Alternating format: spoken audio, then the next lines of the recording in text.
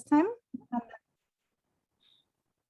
and then we will continue with the presentations when they arrive.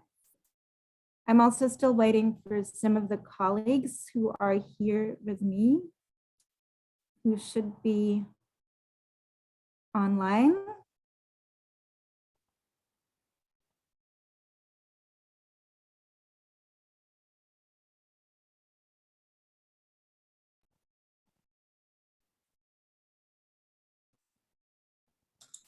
And where are you?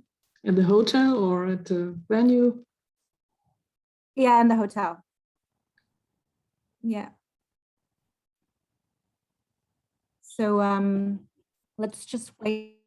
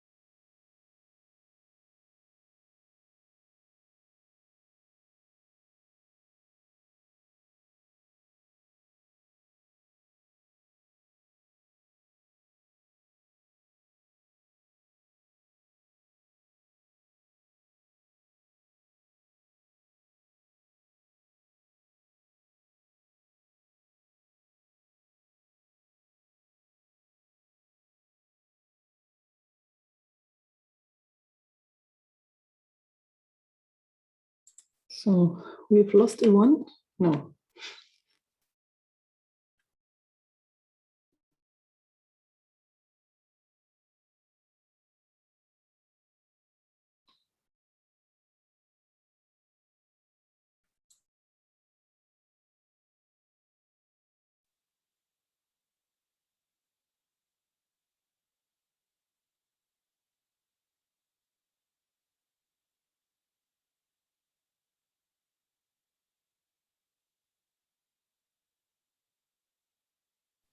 Good morning, everyone.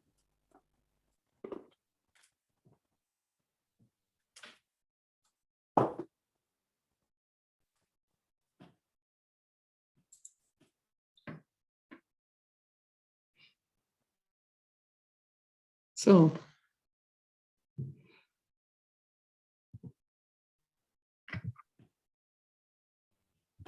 Okay, can you hear me now?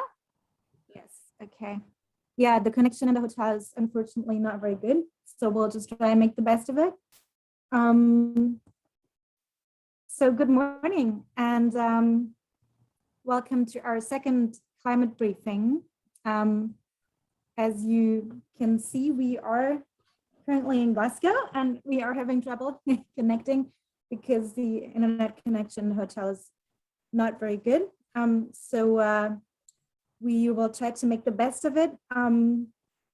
Unfortunately, our colleagues from Climate Tracker, who are based in Edinburgh, they have just told me that they are delayed as well because their train was delayed from Edinburgh to Glasgow. So I hope they will be joining us in a little bit, but in the meantime, I would suggest that we start with the first round of introductions and first impressions from the conference. I will just say a few words, and then I would like to pass the word to my fellow colleagues who are here with me, who I know are here at the moment. We are now well into the second week of the climate conference, and I just arrived on Saturday, and the 2 days I've spent here were quite busy, but rather outside than inside the venue. On Sunday, I did participate in an all-day strategy meeting from the trade unions. It's the strategy meeting that the ITUC organizes with all of the trade unionists from around the world that are working on just transition, which was quite interesting. And yesterday, FES had a lot of activities at the People's Summit. That is the alternative summit to the climate conference with a lot of climate justice activists.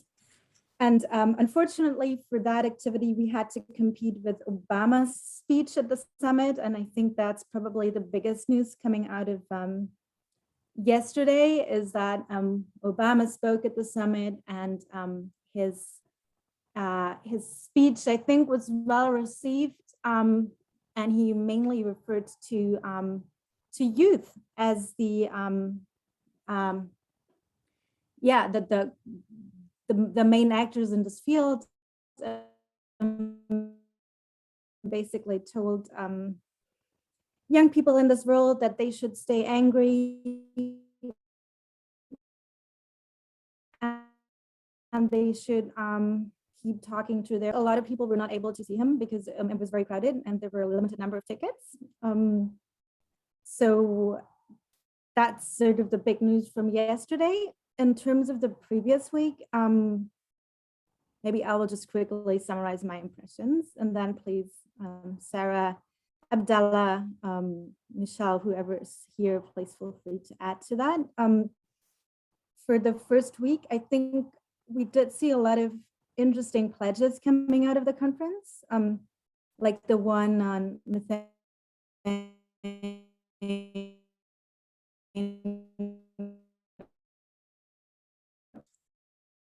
Yvonne? I think your connection is very unstable.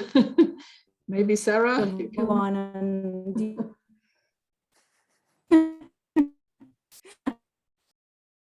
Yvonne, do you hear us? Good morning, Chris.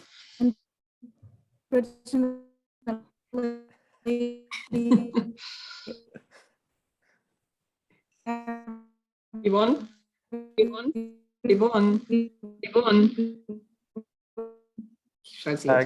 Christian, if you're the host, I think you can mute her, and then when the link comes back. Yeah.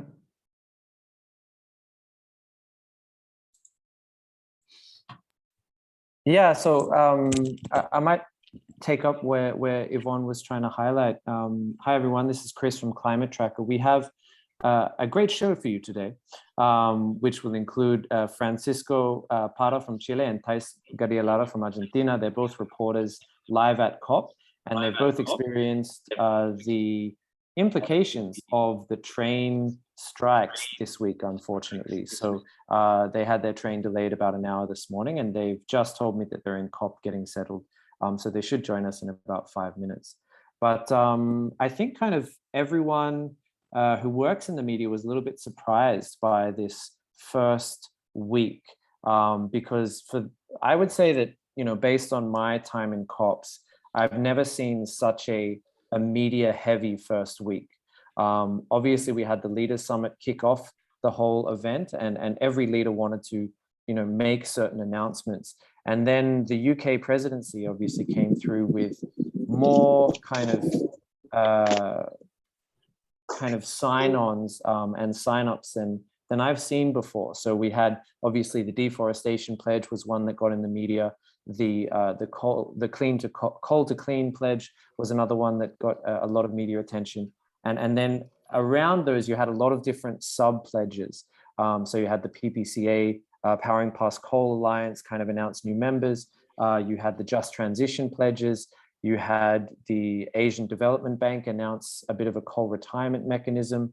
And you had this big Just Transition support package for South Africa, amongst 15 other pledges. You had a big pledge on finance. You had a number of other big pledges on basically kind of everything that you would imagine the COP would involve, but doesn't actually have anything to do with the Paris Agreement, which I found quite interesting. And I think that kind of one of the reflections as someone who works with journalists and supports journalists is most journalists didn't know what to write about these things, in my reflection, and with good measure, because we saw a lot of countries after they signed on basically saying that they didn't necessarily want to uphold what they supposedly signed on. And that's because if you actually review some of those sign-up sheets, or the coalitions or the pledges, whatever you want to call them, you will see there's a lot of vague language saying such as soon as possible, or as much as possible, or as soon as can be. And a lot of countries have interpreted that as their kind of key message.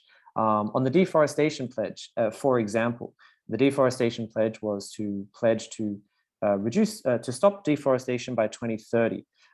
We saw that it was announced that Democratic Republic of Congo, Indonesia, and Brazil were the big signups there. However, if you then followed those three countries throughout the week, you would have seen that Bolsonaro framed it as only stopping illegal deforestation. And when they submitted their NDC, their updated NDC, they carefully noted that they needed $10 billion per year to fulfill that NDC commitment, which I'm guessing includes the deforestation pledge. Indonesia, very quickly, the environment minister turned around and said, we will not be stopping our development progress in the name of decarbonization or deforestation. And then I think anyone who's tracked deforestation pledges over the last couple of years would know that it's very hard to take a pledge from Democratic Republic of Congo too seriously, because unfortunately they don't have full control over the deforestation that is happening there. It seems to be very much a decentralized deforestation effort, if you like. So I think that unfortunately, some of those pledges, when you see them on paper and when they're announced, some journalists were a little bit skeptical of them. And I think that with that pledge and with a few other pledges, we've seen a little bit of pushback for some of the countries that did sign on, or a little bit more kind of realism applied to them. So I think that this week's going to be very, very different and interesting, considering we don't have as many pledges lined up. We do have potentially a pledge that will come through on electric vehicles, or a push for a pledge that might come through. And we might have some countries kind of adding on to the original pledges. We saw, for example, Malaysia re-signed on to the deforestation pledge about 4 days after they said they weren't signing on. So I think that we still see some dynamism in that space, but I think that kind of it's been a very interesting way to approach a first week at COP, and a very interesting way to kind of frame what COP is meant to be about for the global media, but also for civil society. And I think for a lot of civil society members, it's hard to kind of understand how you feel about this. So just as we wait for kind of Fran and Thais to jump in, I'd love this to be maybe a moment of reflection on how people feel about some of these pledges that have happened, particularly if it's a pledge that hasn't been necessarily discussed by myself just now, maybe the coal pledge, maybe the Just Transition kind of coalition or kind of support package as it was framed. Is there anyone who thinks that this has been maybe difficult to respond to, and why? So I just might open that up, and if anyone wants to kind of throw up their hand and kind of jump in.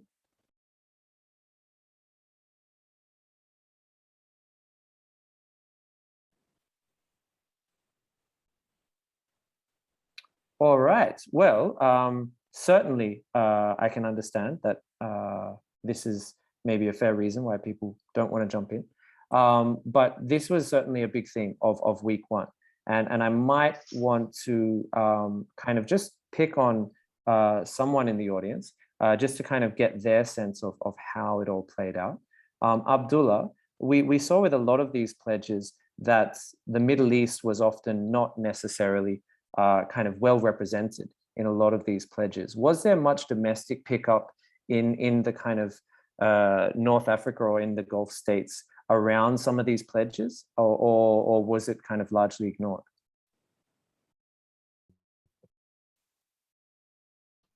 Hello, Chris. I can say that it was largely ignored. Representation is not really in the first week, and almost they're active. There's maybe in the methane pledge, Jordan tried to step in. Egypt tried to also make some, try to at least show itself, because next year the COP will be in Egypt, so they really try to kind of step up and show that they're trying to work hard for climate. So that was, I saw that was really interesting. Yeah. Trying to change their behavior a little bit, and being they are very excited that the COP is going to happen in Egypt, so they're trying really hard to show whatever they can. But still, I think it was not really there. Something I noticed, as you said, the media attention. There has been more calls from media channels to interview or talk to people from the MENA region, like Al Jazeera, even in Jordan, like national channels. That didn't happen before. That they're calling out to see what happened in the COP first week summary, and from multiple experts. That came probably with the World Leaders Summit and after Obama's speech. These are maybe like the highlights, what made the media, at least in the MENA region, to try to cover these topics. Yeah, and of course, like in terms of like other delegations of the MENA region, we didn't see, there was not, let's say, maybe a lot of people represented, maybe also from the civil society. I would try maybe like to tell you about some of the complaints they even tried to say, that at the first 2 days of the World Leaders Summit, the COP was like, it was paralyzed. So all the activities they could have done or participated in terms of just like on the sidelines, in terms of side events, or networking even, that was almost paralyzed, because yeah, the World Leaders Summit kind of sucked out what they could do. So people from the first week, they really felt that half of the week just went gone without people able to accomplish things they managed to do in previous COPs. And of course, of like the organizational matter, it was so chaotic, and in addition to all of that, so the participant of the first week really felt like unaccomplished. And I think yeah, and I've seen maybe most of the delegations of the MENA region came in the first week, but yeah, and then leaving, and then this leaves with less for the second week. Fair enough. So we might see maybe a reduction in participation in the second week.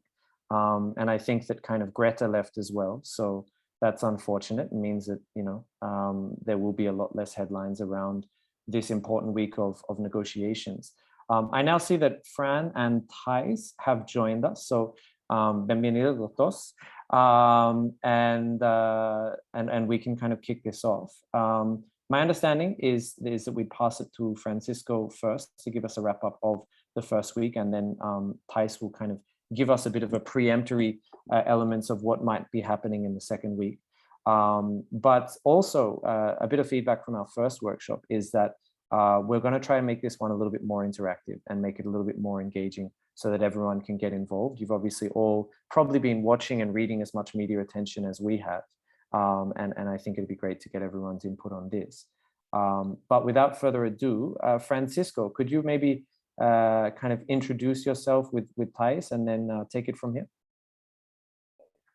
Sure. Thank you, Chris, and apologize to all for the big delay. We had a small inconvenience with the train from Edinburgh to Glasgow, but we are here now with Thais. My name is Francisco Parra. I'm a journalist. I am from Chile, and I work as Climate Tracker Regional Manager for Latin America.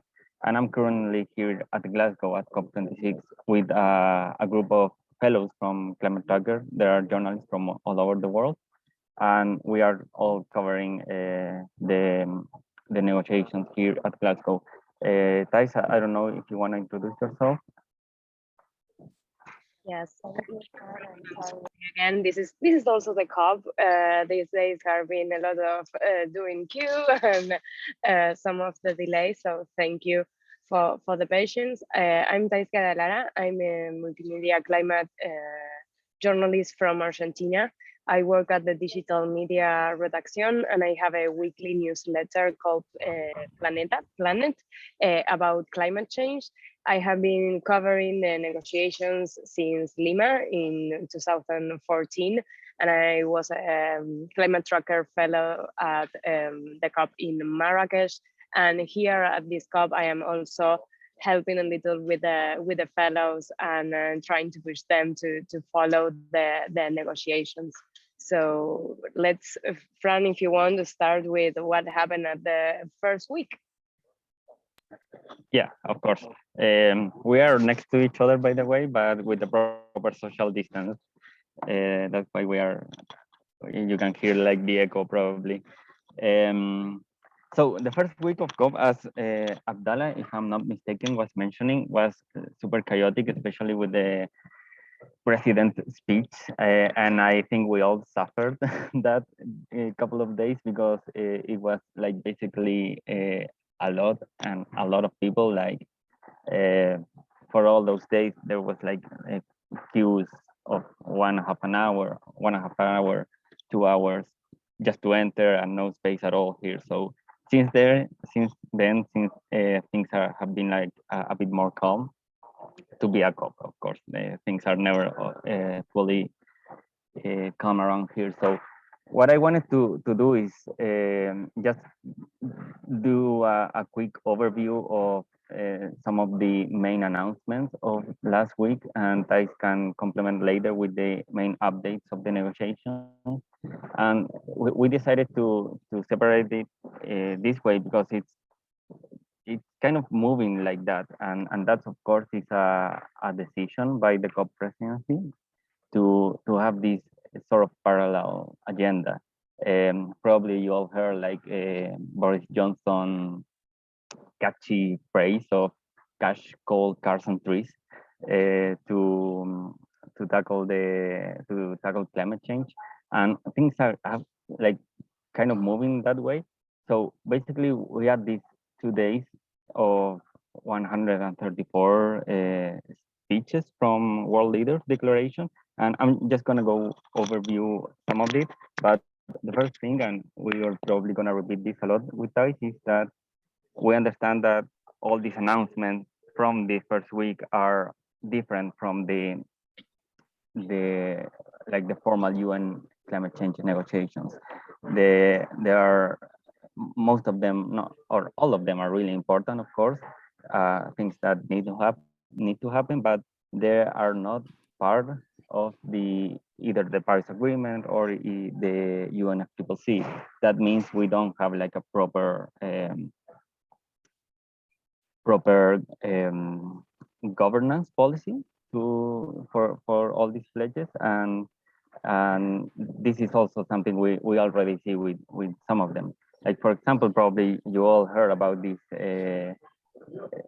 declaration to halt deforestation. One thing, by the way, we, as Chris mentioned before, we like this to be like super talk. So if anyone has a question, can also like do it or complement something we are saying. So as I was saying, probably you all hear this pledge of nations to halt deforestation. It was 133 countries that subscribed this declaration of forest and land use. And it was really interesting. I'm going to quote one part I really like, is recognize the rights of indigenous people as well as local communities in accordance with national legislation and international instruments. And adding to that, it's the commitment of 1.7 billion to support indigenous people in to advancing their land rights by 2025. So, like this, of course, we know by the latest IPCC report of land use in 2019 how important this topic is for climate policy. But like it was only a couple of days, and this pledge enters into serious questioning. The Indonesian environmental minister, Siti Nurbaya Bakar, said that forcing Indonesia to zero deforestation in 2030 was clearly inappropriate and unfair. You know, Indonesia is the home of the world's third biggest rainforest, and was one of the signers of this pledge. And what he says is actually quite important because it kind of shows the fragility of this announcement. Because as I was saying, they're not part of the formal UN negotiations, so we don't have like any formal way to measure or to track how these pledges are going to be fulfilled. And here is the topic about trust in this negotiation that is really important, and this was clear. This was highly remarked yesterday, actually, in the informal stocktake led by the co-presidency, with a lot of small countries remembering the 100 billion pledge for 2020, a promise that was originally made in Copenhagen. As we all know, it wasn't fulfilled. So, for example, what the Indonesian media reported was that the government was asking like more requirements on how the cash will be spent to halt deforestation. So what we had here was an announcement that gave world leaders a lot of headlines, but not clarity even for the signatory countries on how to do it. And we can like probably say this. We can say the same about other pledges. We had the announced to stop financing fossil fuels internationally, the announced to stop phasing out coal made by 100 and it was called 190 countries and organizations, but the countries are not so much. And in the phasing out coal, for example, we had the case of Poland, that is the world's 21st biggest economy. And the promise is supposed to be like for 2030 to phase out coal, but they are now saying they want to phase out coal in 2049. So I think the important thing to consider with all these pledges is to see them as this part of this narrative, and not to undermine them. But of course, they're really important, and they are a step forward because we didn't have them before.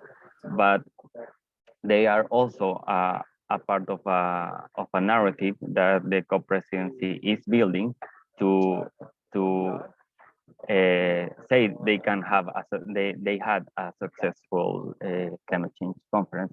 There's actually a really interesting article yesterday in the Guardian about how like the presidency of Alok Sharma and the UK is framing this whole process into this narrative of successful a successful conference, and with these kinds of pledges, and not going into the details of the negotiations. The details of the negotiations is going to be aboard by Thais.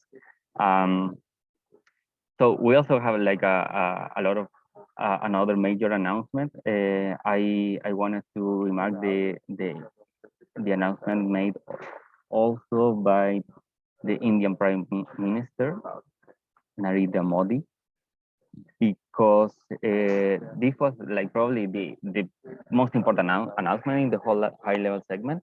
They promised to be net zero by 2070, and a new target of reaching 500 gigawatts of installed renewable energy capacity by 2030, which will mean like India will get the 50% of its energy from renewables by the end of this decade.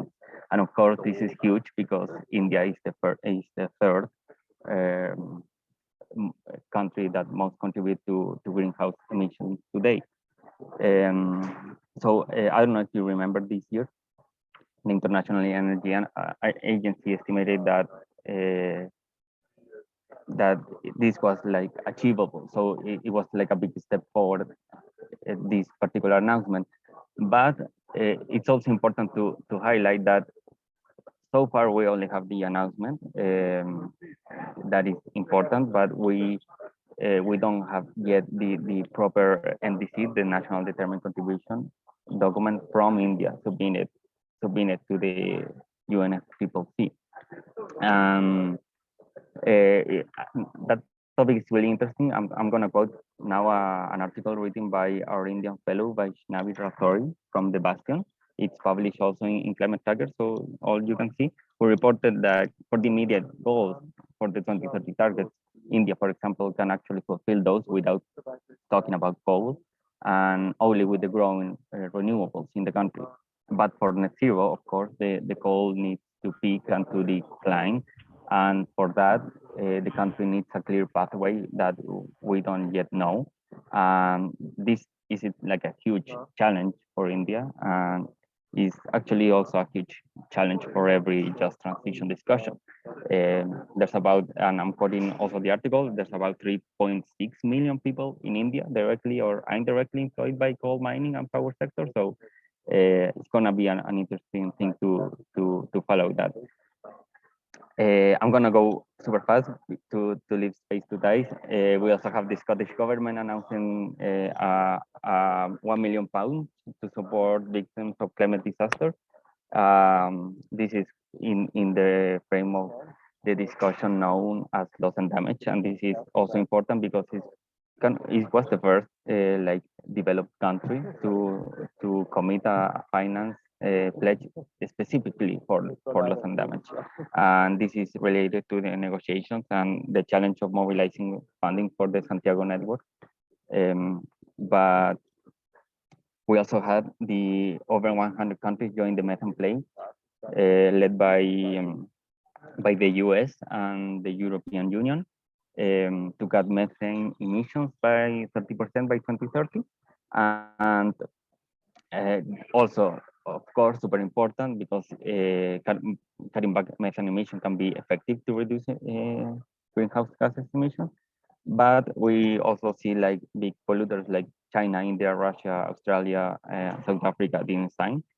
And only one mention also to a really interesting announcement by South Africa. It's actually it was more like France, Germany, UK, US, and European Union announcing a 8.5 billion package to accelerate South Africa energy transition from coal to renewable energy, and South Africa uses 87% of its electricity generation from coal. So it's really an important announcement as well.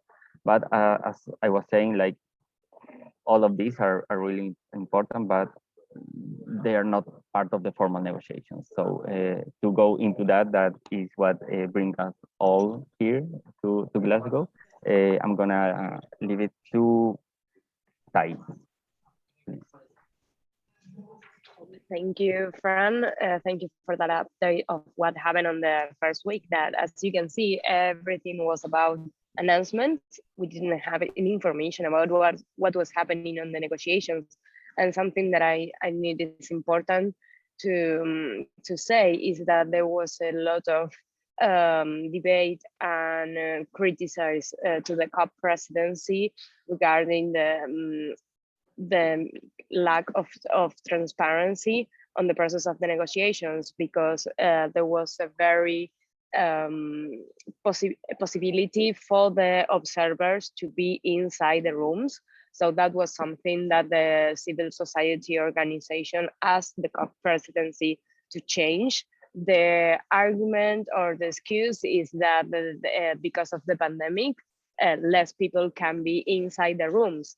The issue is that if you don't have observers, even the delegations of the country were very angry regarding how many participants could be inside the room. So during the first week and still on this week, is something that it's on the debate on the table, that less participants and especially less observers can be inside the rooms of the negotiations. And as you may know, that affects the transparency of the process of the negotiations. So meanwhile, the COP president says that this is going like to be it's the most inclusive COP.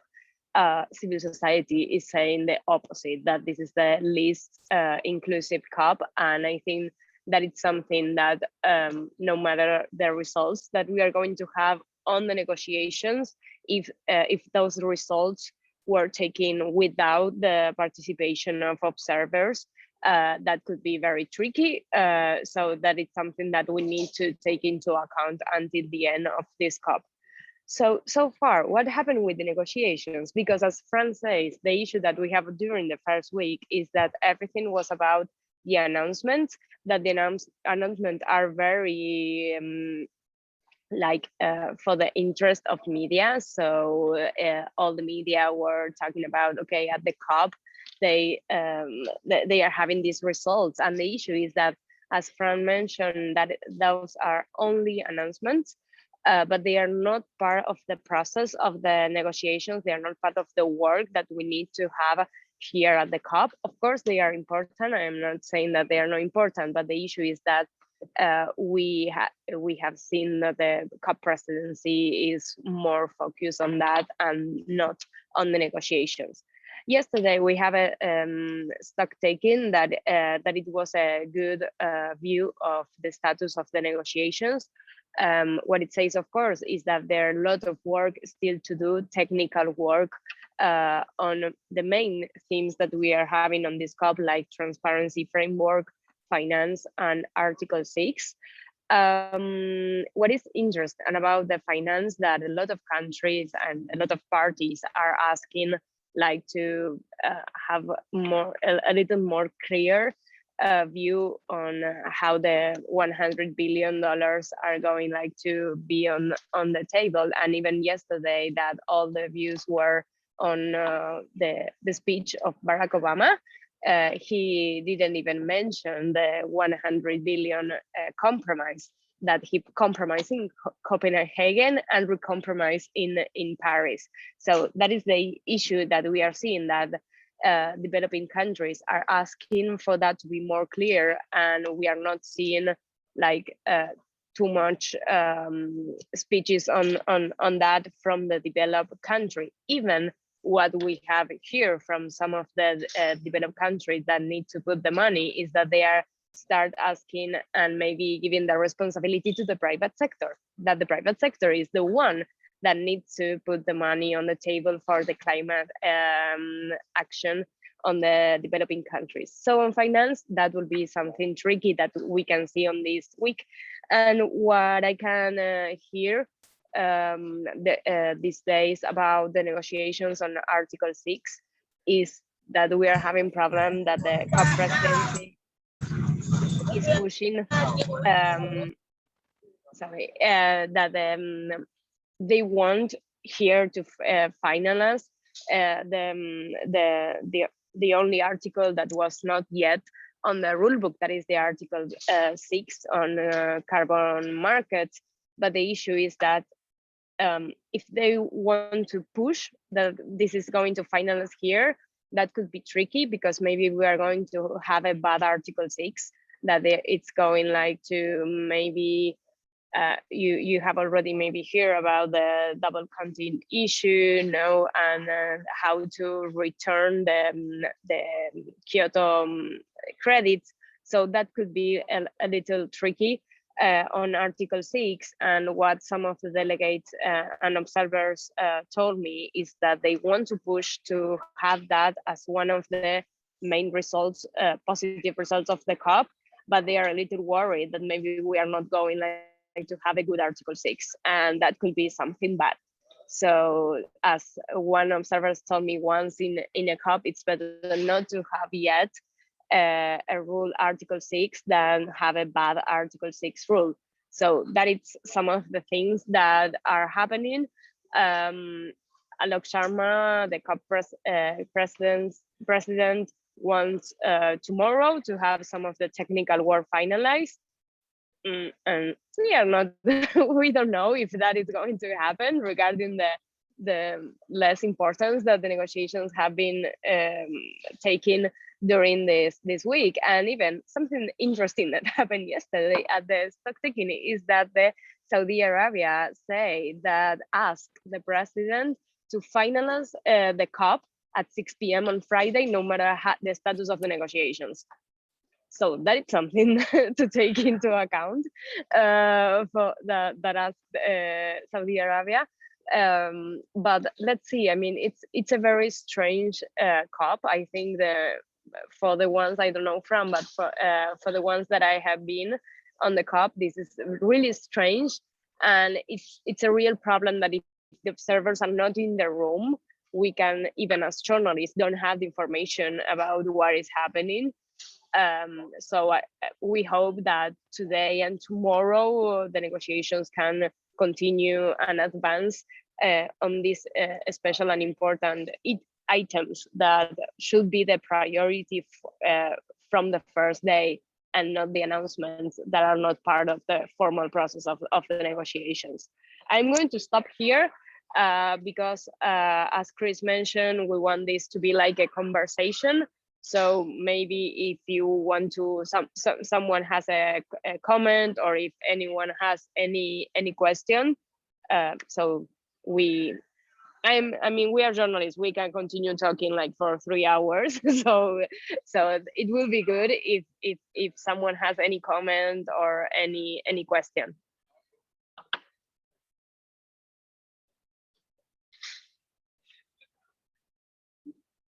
Okay. Yes, we hear.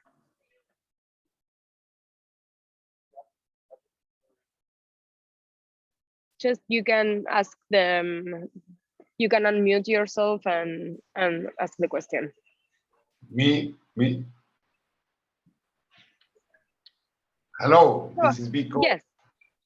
How are you, everyone? And this is Vico. It's right now 2 a.m. in the morning in the north side of Mexico. And it's a pleasure to hear you all. It's a pleasure to know you are there in Glasgow. So is there any information about what the responsibility of Latin America is? There been any smart participation? Because our president in Mexico, first he didn't want to sign the deforestation, and then there was a lot of pressure from journalists that he was kind of doing not the right stuff.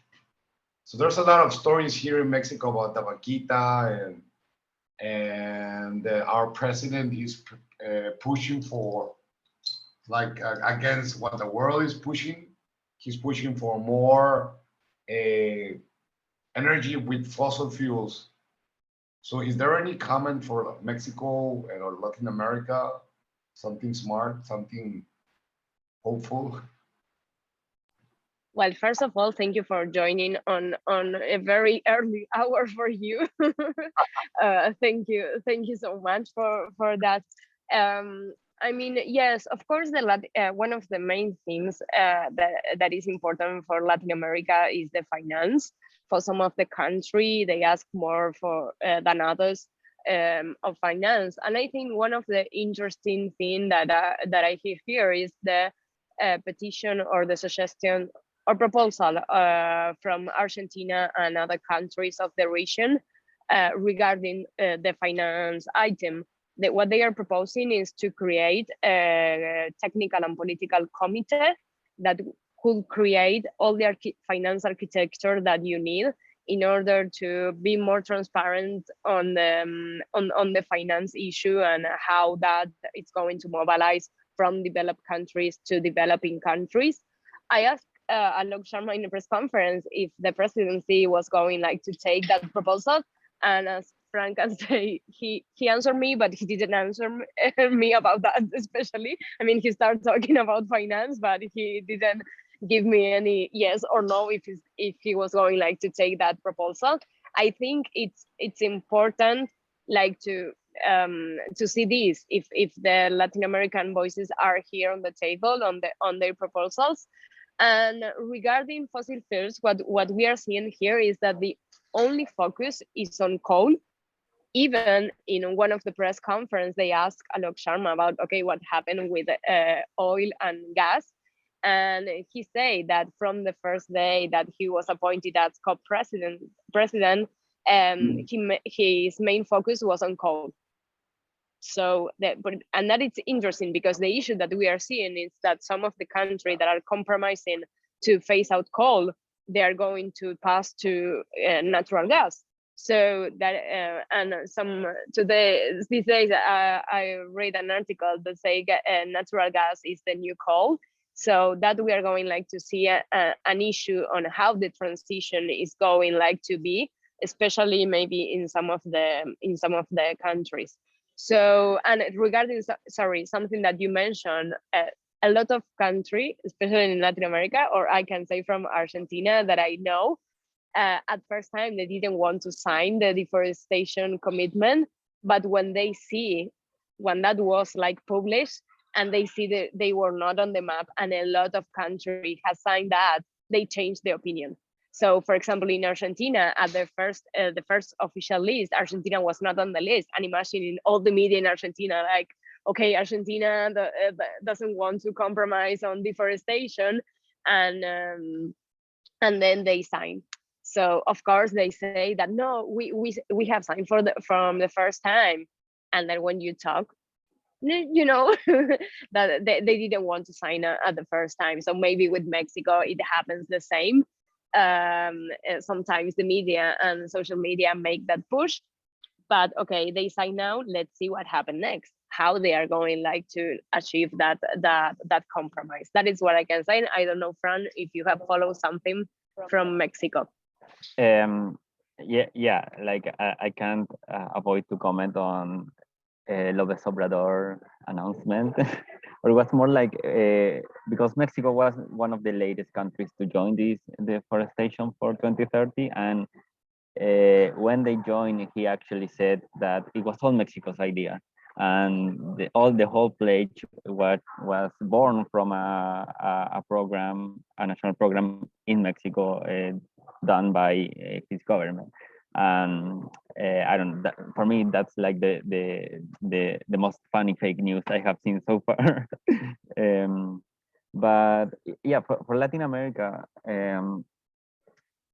Latin America here have what it can be called like sort of a progressive agenda, except from countries that are like not are really important countries, like for example Mexico and Brazil. They are the biggest countries of the region, and right now they're both like actually not so interesting into this negotiation in different ways. Like Mexico is not really, they have a delegation of course here, but it's not really a priority of López Obrador government. And not only climate change is a priority, we know he's a pro fossil fuel person, but like for external relation, it's not a priority for him. He's a president that practically hasn't left Mexico in his whole mandatory. So Brazil is another story, of course, with Bolsonaro. We know that in COP25, Brazil was one of the major pushing back for the Article 6 negotiation. There's a lot of comments here that they might be losing like their position, but we haven't seen that so far. So it's not like any certainty on that. And for the other countries, as I was saying, they usually have this more of sort of progressive position. Like yesterday, for example, in the stock take Thais was mentioning, the position of ILAC that gathers a lot of Latin American countries, not all of them, but many Central American and South American countries. The speech was to align all the conclusion of this conference with the 1.5. That's the main objective of the Paris Agreement, to have a global goal on adaptation that is something that is being discussed, and it's not an easy thing to achieve, and to close the mitigation gap by 2030, and to enhance resilience. So it's kind of a progressive agenda, because of course there are countries like, we have like a lot of countries that are vulnerable to climate impact. So they mostly move in that area. There was another question here about the timeline. And I think the next question would be the question on the Middle East. Is there any particular meetings emphasizing the Arab region, or if there have been major delegates from the Arab region during the COP meetings? Thais, I know you usually focus on the Latin American region, but would you like to try and take that one? Yes, thank you, Chris. So regarding the Arab region and the methane pledge that some countries are going to compromise to reduce 30% of their methane emission for 2030, regarding the levels of 2020. Morocco, Egypt, let me see, Iraq, Jordan, Kuwait, Libya, Mali, Saudi Arabia, Tunisia, and United Arab Emirates signed that methane pledge. So there's going like to be interesting how they are going to achieve that, how they are going like to change the activities of the sectors that more produce methane emissions. And also that it's going like to see is that Egypt is going like to host the next COP, or this is what it's not yet confirmed like officially, but we all know that is going like to happen. And after that, the COP 27, 28, yes, the COP 28 is supposed to be in also in United Arab Emirates. They mentioned Dubai as the city that could host. So yes, Fran and I am very sad because you know that is so far from Latin America, but we can see it's that well, if they're going like to host, it's going like to be interesting how they are going like to prepare for that.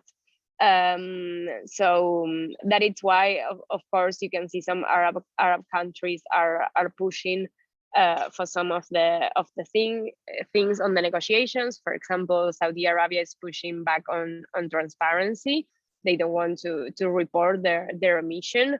So that it's also something to follow during this week. And regarding that, I would like to combine with the questions that Peter say, how was the return of America to the Paris Agreement? Of course, there's an expression in Spanish that it's like with bombos y platillos, something like, you know, like a party, okay, we are back. We all know that only US was out of the Paris Agreement like only for little months. And on those months, there were not any negotiation process.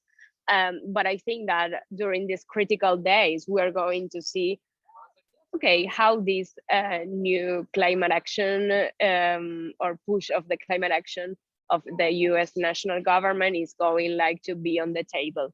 Because you know that US is one of the countries that they arrive to every COP with their own interest. So it's going like to be interesting to see how they are going on these critical days to work on the table, and with which countries they are going like to work together to achieve their own interesting.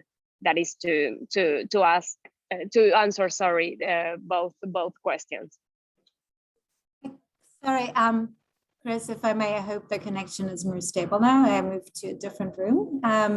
So I hope you can hear me. I think what I would like to do at this stage, because we're getting a lot of regional questions, and we actually have people joining the call who are here with us from our FES delegation, participants from Rwanda, from the MENA region, from from Asia to maybe share their views and try to answer the questions on the different regional perspectives, because I see questions from Africa and the MENA region coming in. I think that would be great at this point. I'm not sure, Sarah, Faida, Niti, also Michelle, if you would like to add anything from your perspective as COP participants.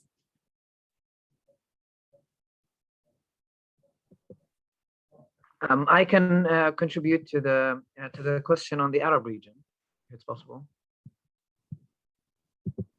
Yes, please. So I want to add to the answer that the maybe yes, Saudi Arabia is pushing for some articles or like topics in the negotiations, but the whole of the Arab region, they really act like a whole unit, and it's led by Saudi Arabia basically, but it's the common position of the whole Arab group, this is how they see themselves.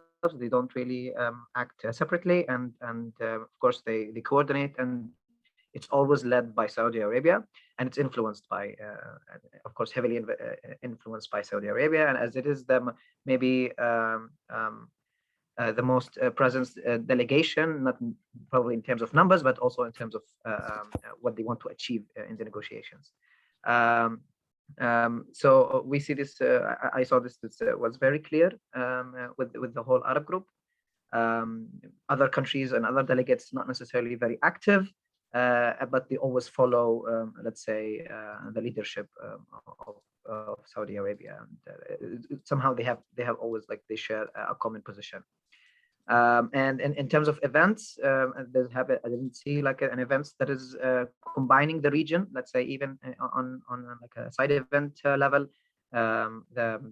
Maybe most events were happening inside the pavilions. At least they were discussing national contributions, and especially like Egypt and the UAE, they had a more they were really focusing, like, to show what they're doing or trying to build diplomacy so they can host next COPs. So this is what I wanted to contribute on that. Thank you. Thanks, Abdallah. And I was wondering, because we get a question for Africa. Faida, you're here with us from Rwanda. Would you like to answer that question?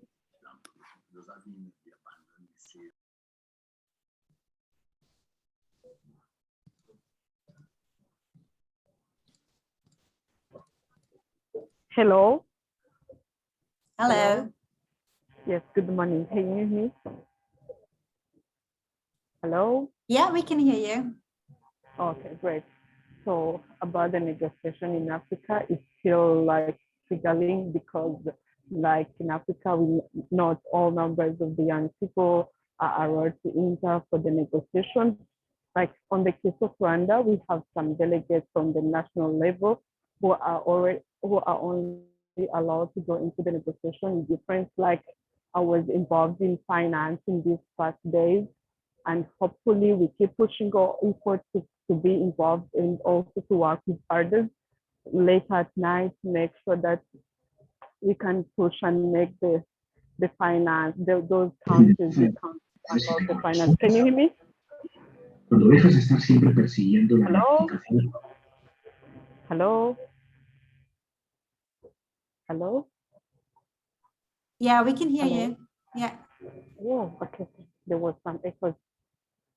Yes, so I tried to involve in those negotiations, but it's still ridiculous to enter in some venues. But so far, so good.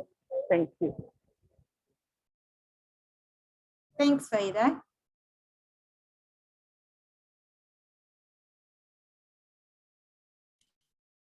Is there anyone else who is currently here who would like to add anything to the question?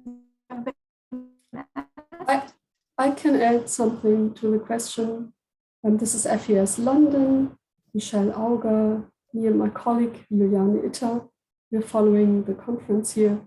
And of course, we are here only from a perspective of the United Kingdom. It's by accident, so to say, that we are on the ground because COP is taking place in the United Kingdom. Otherwise, of course, we would not have been here. And we're following it from an internal perspective. And I just wanted to let you know that our impression is that whenever the current government is talking to the press about its achievements in this conference, it is addressing actually the public in the United Kingdom and not the international public. This is a lot of, there's a lot of show and a lot of populist politics behind it. This government is not interested in explaining its policies towards climate to the international public. This government is interested in explaining its policies towards its own public at home. There's a group of experts that advises the government and in climate questions, and the group said that the Johnson government had credible policies in place to deliver only about a fifth of the cut that it has pledged. So this is just for you as a background information. Whenever this government talks to the public, it is not talking to us at an international public at the conference. It is talking to its own people so that they can win the next elections. This is a very special insight or comment. And just as a kind of a background information for you. Here in Glasgow seem to be having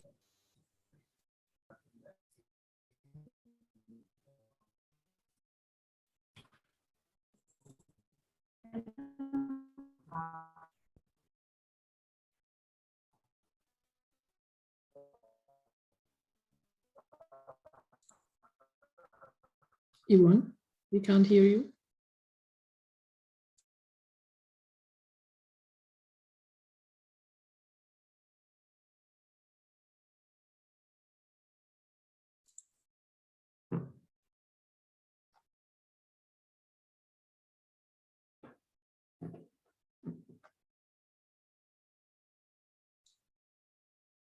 So there's also a question from Atef Ahmed.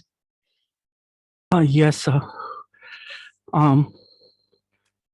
Hello, everybody. I'm Atef Ahmed from Cairo, Egypt, and so happy to meet you all. Actually, I wanted to just to ask a questions for the speakers or to the hosts of that, which is about the Paris Agreement. I'm wondering about the Paris Agreement. I understand it was created in 2015, and I understand that the main goal of the Paris Agreement is to limit the global warming. My question is, do you think that we need to modify some articles in the Paris Agreement based on the challenges and the changes the world is faced on the last 6 years? I think that there are some articles in the Paris Agreement should be modified or deleted or developed, something like that, because actually I see that many countries, especially the big countries, are against some articles in the Paris Agreement. Yeah, thank you so much. Yeah.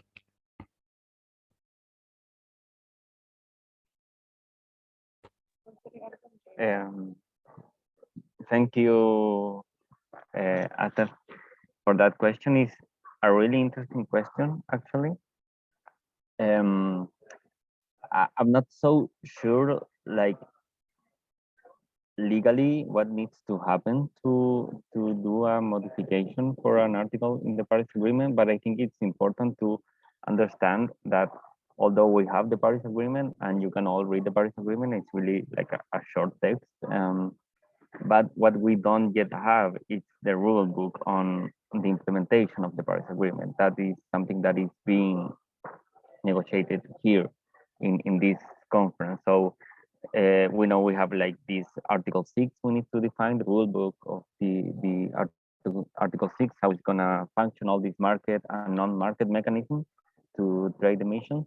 But we are also defining what is called the Paris Transparency Framework. So what I will say is that, of course, like in 2021 eyes, like maybe the pledges of Paris now can be seen like as not enough, or something of the Paris Agreement can be seen not enough. I think the transparency framework is really important, because it's what is gonna allow all countries and all people, actually, all the public to see how the actual pledges are gonna be fulfilled.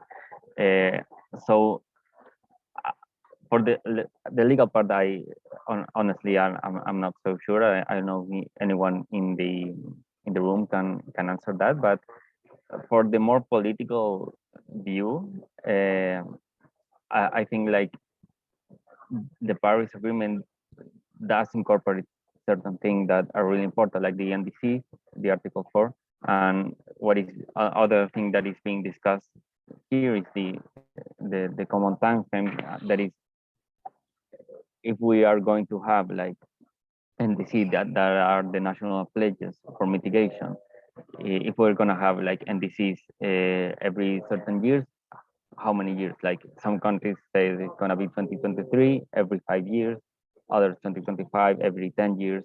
So those discussions that are technical, but behind that technical terms and acronyms and everything, there's like the political discussion. And I think in those parts, you can actually, within the Paris Agreement, you can actually like enhance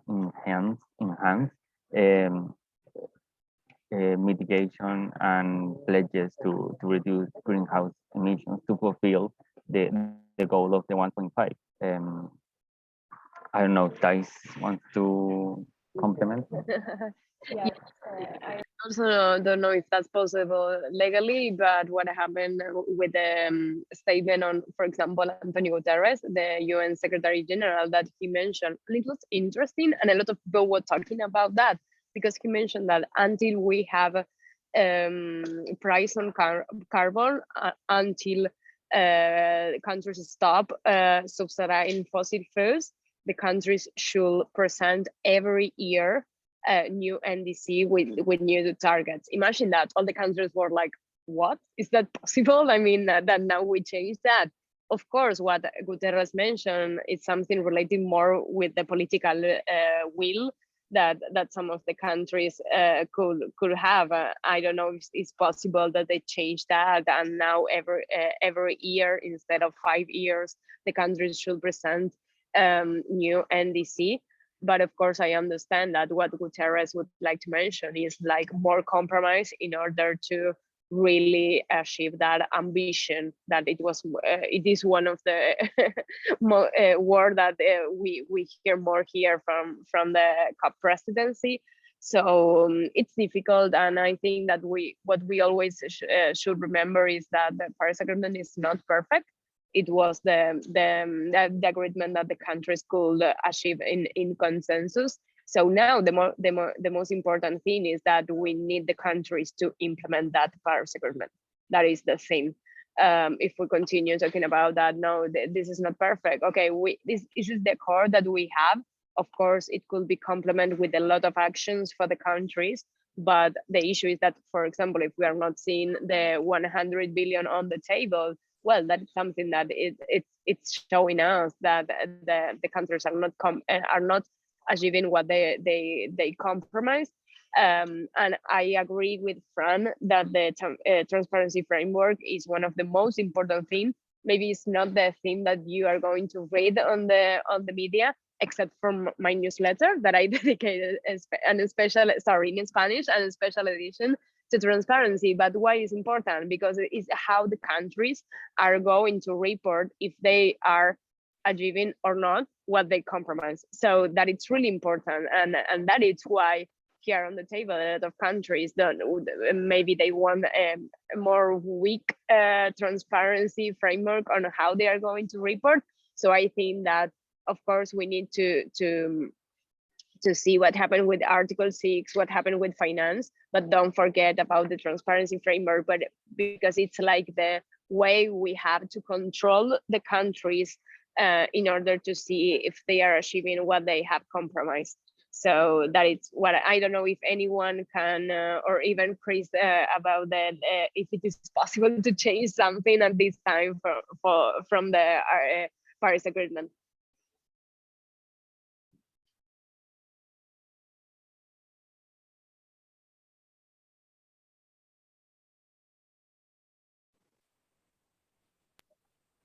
If not, there's also a question about the restriction for observers that Thais mentioned.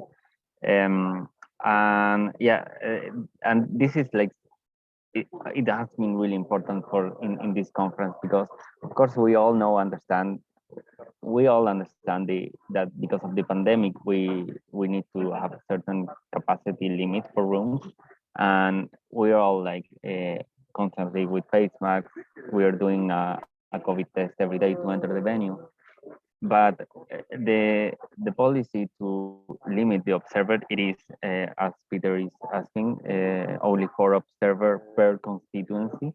That means that, for example, like big organizations like the Climate Action Network that reunites like hundreds of NGOs across the world only had 4 badges for observers to get into the negotiation room. So that is really a crazy thing in these talks, and this has not only affect observers, it does also affect delegations. We also heard that yesterday during the stock take that some countries complain about like they couldn't enter some rooms of the negotiation because of the capacity established by the presidency. We as press, for example, for the plenary, we only have 10 tickets for all the accredited media in the conference to attend. So as I said, it's understandable there has to be a limit because of the pandemic, but still we have seen like empty rooms in the plenary, a lot of space, and like a lot of queues like in everywhere, where respecting social distance is not really possible. So the whole pandemic thing has been really like a reason to question all the logistics of this conference, especially knowing like that they had 2 years to prepare everything. You're saying this COP is not well organized? Really? You're saying that? Why you mentioned that?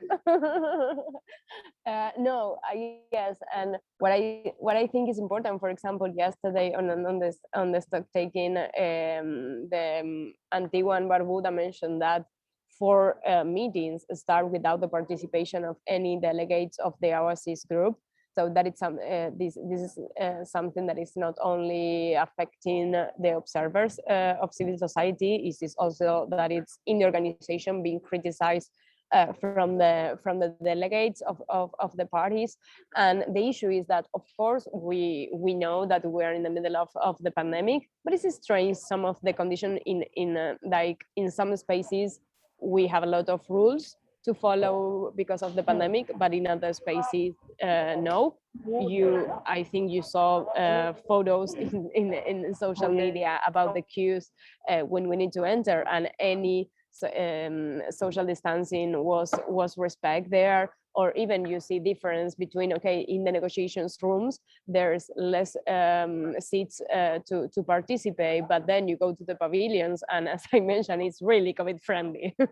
I mean, I didn't want to enter to some of the pavilion because they are like, there's no social distancing, and even also the issue with the ventilation, that it's one of the most important things that we need to the COVID. And regarding COVID, something that it's important, and also mentioned that the transparency on this COP, not the transparency framework, the transparency of the process. the COP presidency doesn't want to give the numbers of participants who test positive of COVID. That was something that was asked in every press conference, and they say it's not a substantial number. That we don't have like to worry about that. And I think that it's not transparent. I don't know what people think, but it's important if you're in the middle of the pandemic, if we have to test daily, it's important to know how many participants have been affected. Of course, we start to know because of what we hear on the halls, but I think it will be better if from the UNFCCC and from the COP presidency, they are more transparent about how many participants have been affected, how they are, I mean, on the isolation or even in terms of health conditions.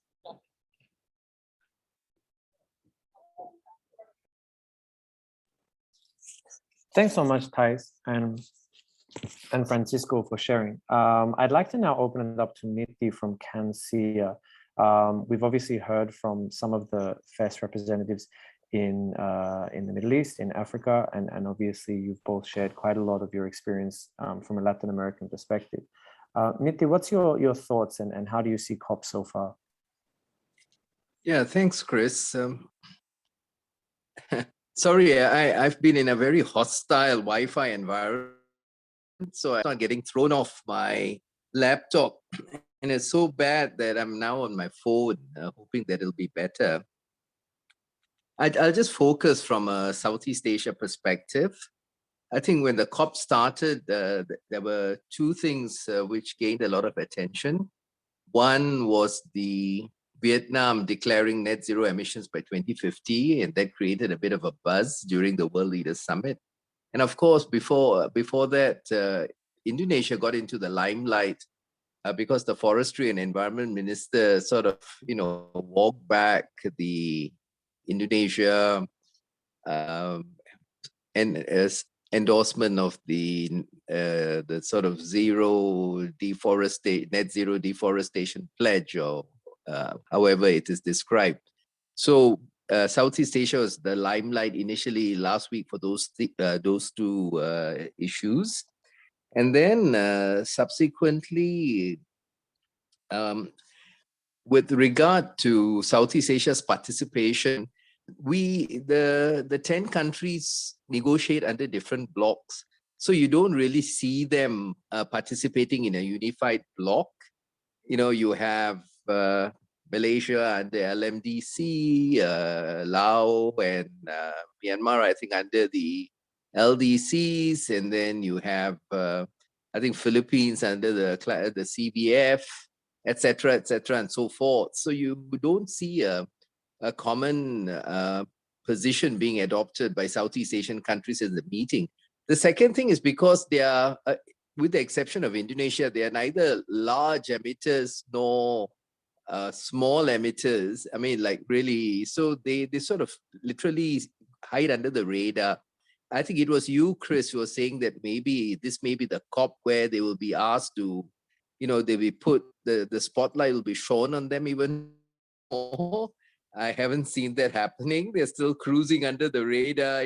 They're like, why do we need to say much? We just coast and go along and we'll be all right.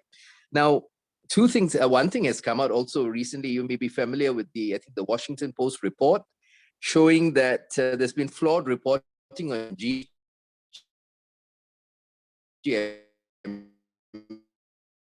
emissions from my country blown up, and it's a little embarrassing in the sense that we are fudging our data. And I must say, it's hard to defend Malaysia against the report.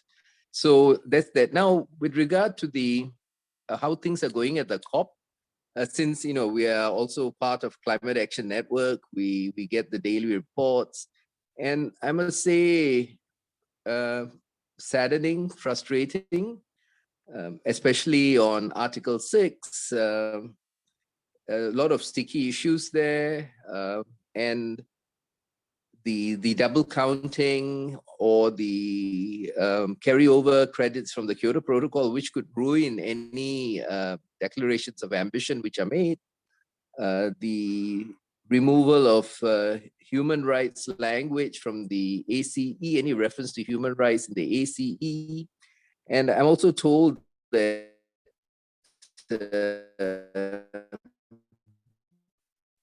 removal of human rights may be regard to the 1.5, when we look at the what all these declarations of ambition which are being made, they are too little, too limited.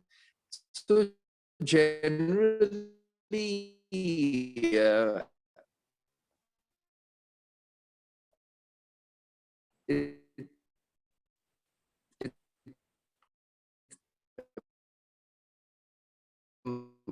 my personal opinion is that we are not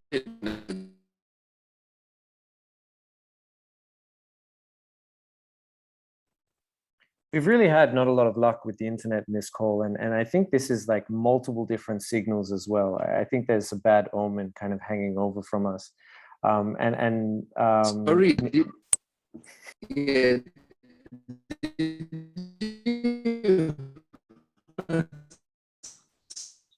sorry, it does make for some interesting music though.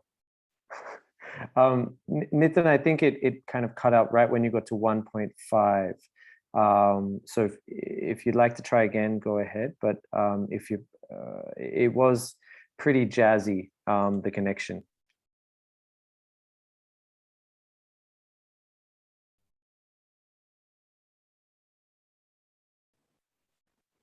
Maybe not. We are kind of pretty deep into the hour though. So I wonder if it's a good time to kind of go for closing statements, and not necessarily like declarations, but this little workshop, this session is our second of three. We're at the real middle point of the talks, and I think you've referenced a lot of the kind of progress that have happened so far. I think one thing that maybe everyone might be wondering is what's going to happen next. What do we expect before the end of the week? And obviously, you could take this question and dive into any one of the different article negotiations. You could talk about the formats of the negotiations, but I think kind of if you had to think through the week and think about what do you think will be the kind of end result, and what are the things that you're looking for over the next few days before we get there, I think that would be a really great insight to hear.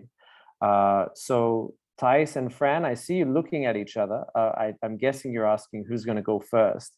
Would either of you like to kick us off with any final thoughts? And then we might be able to open that up back to people like Abdallah and Nitin and others before we finish. But would one of you like to kick us off first?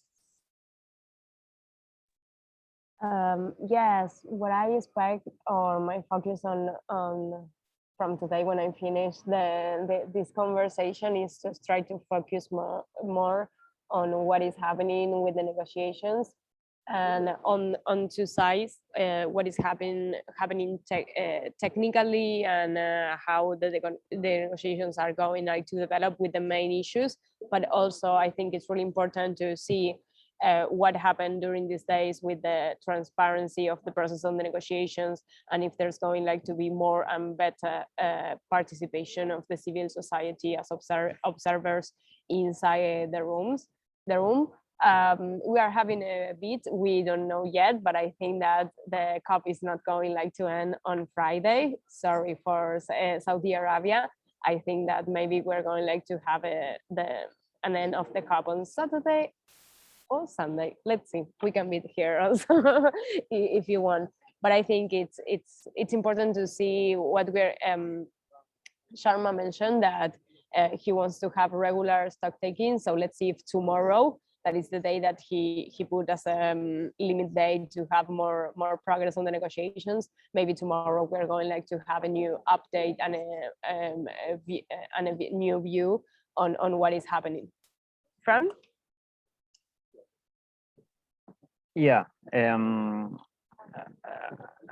one thing we can see right now is that there's a priority to close certain agenda items that are Article 6 and the transparency framework. And just to give you an example, like yesterday talking to a delegate from a country told me that like the people negotiating Article 6, if they have a room for like, let's say 2 hours, and they negotiated extended for 6 hours, because that is what's going on in that article. That's like the gap between positions, and they can have the room for 6 hours.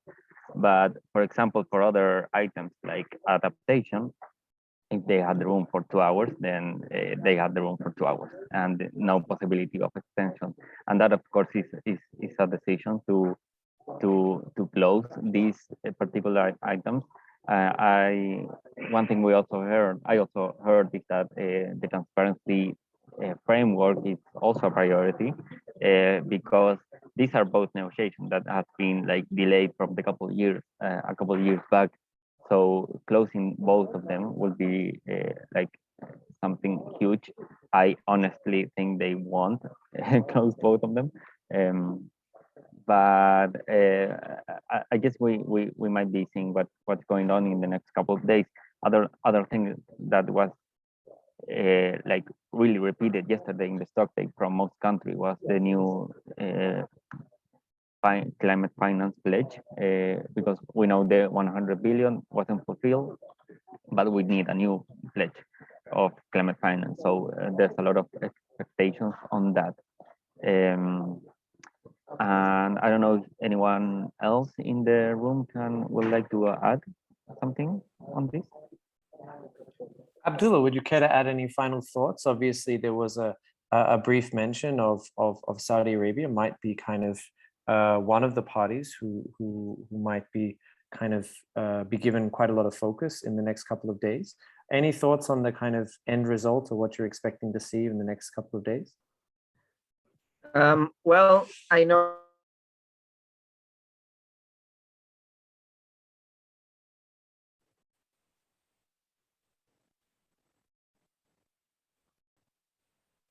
that was a also really my interesting.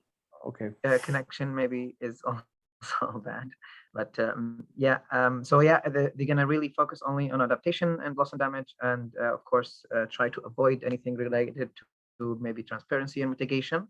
And this is the Arab group, let's say, position. They try to maybe work closely with the G77 or the African group, trying to maybe build some coalitions and go on from there. I think it's also really interesting to see what's happening on the side events, because we see a lot of also pledges and announcements happening from the private sector and also from international organizations. And this is something I'm focusing on more, and I see there's things happening on, let's say, for green hydrogen.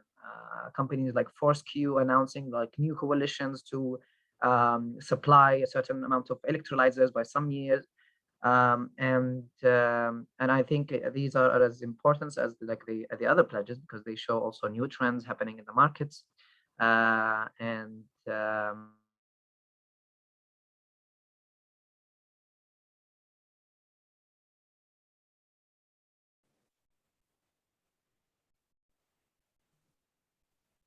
Abdallah? Is it? I think we lost him. Yeah. Yeah. But Yes. I'm sorry. yeah. Yeah, but I don't know why you lost me. Yeah, I think unfortunately our hotel wins the prize for the worst internet connection ever. So I'm not sure if you can hear me.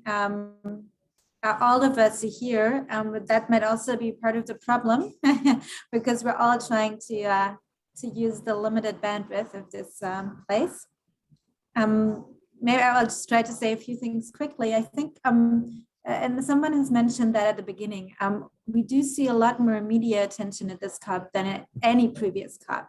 So it's pretty clear that the climate crisis has arrived. And at the same time, this COP, a lot of things that the people expect are things that this COP will not and cannot deliver. simply because it was not made that way. So this is really going to be up to the countries in the end. So this is also why it's important to not just focus on this climate conference, where, you know, obviously the rules for implementing the Paris Agreement are being laid out, and the way the climate agreement is going to be financed are being laid out. But in the end, it is really down to the implementation, and that is going to happen in the countries. And that is where this pressure and this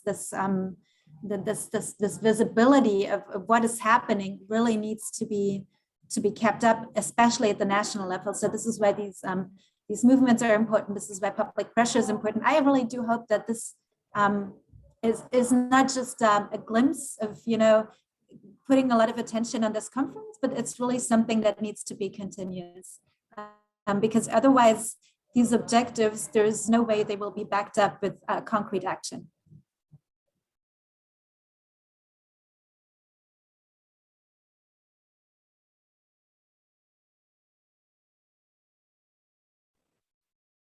Absolutely, and thanks for that, Yvonne, and I apologize. I'm sure all of you feel more frustrated by the internet connection than any of us do, because I know that when you have bad connection, it's always more stressful than anyone who's even experiencing your bad connection. This has been our second of 3 workshops. Thank you so much, everyone, for joining us. Our next workshop will be happening after COP. So expect none of the internet worries, none of the transport worries and omens that we've had today, but expect a bit of an overall and a look back on what the 2 weeks were here and what it really means for the next kind of 12 months of climate action. Obviously, the COPs are not the only moments in these kind of calendars of climate action, but they certainly are the biggest moments of the year. So we'll have Sanami Koja from Nigeria and Biana Magbitan from the Philippines, as well as a host of our FES delegates who were joining the COP both online and in person and reporting on COP in that next call. And that will be on the 17th. So we'll have a couple of days to kind of, I guess, take some rest, get over this kind of COP madness and reflect on what it all meant for all of you. I hope you'll all be able to join us then. And I'm sure we'll be sending out quite a lot of reminders closer to the date. If you have any kind of questions that you want to add for us, please feel free to reach out to me. I'm at chris@climatetracker.org, or feel free to reach out to Thais and Francisco. And Thais, what's the best way of reaching you and they can follow your reporting going forward? Well, I share everything on social media. My name is particular, so you're going to follow me. Also, in Spanish, I'm going to share with you on the chat where I am working on redaction. And Francisco, obviously you do some reporting in Spanish in Chile. What is the publication and what would they be expecting from you? Yeah, I'm gonna share also my. It's much easier for me like to write my Twitter handle in the chat than to spell it in English. So I'm gonna share it right now, and there I'm sharing all the stories I'm working for, and also I'm sharing through that space some of the stories our Climate Tracker fellows are working here. They're really like I'm really enjoying some of them. Like we have stories from Indonesia, from Guyana, from Trinidad and Tobago, from South Africa, like a really huge variety of countries. So I'll also invite you to check on those stories we're sharing at Climate Tracker. And of course, we are also publishing a number of stories on FES's website. And those stories are actually exclusive to the FES website. So check out those stories for angles and for frames that you probably wouldn't see anywhere else. And I hope that that will help all of your coverage of COP26. Until then, thank you so much, and we'll see you all again on the 17th. And I hope everyone has less wrinkles in their eyes and less stress by that time. I certainly hope I do, if I'm just speaking selfishly. But thank you everyone for joining, and see you then. Thank you. Take care. Thank you. Bye-bye. Bye, everyone.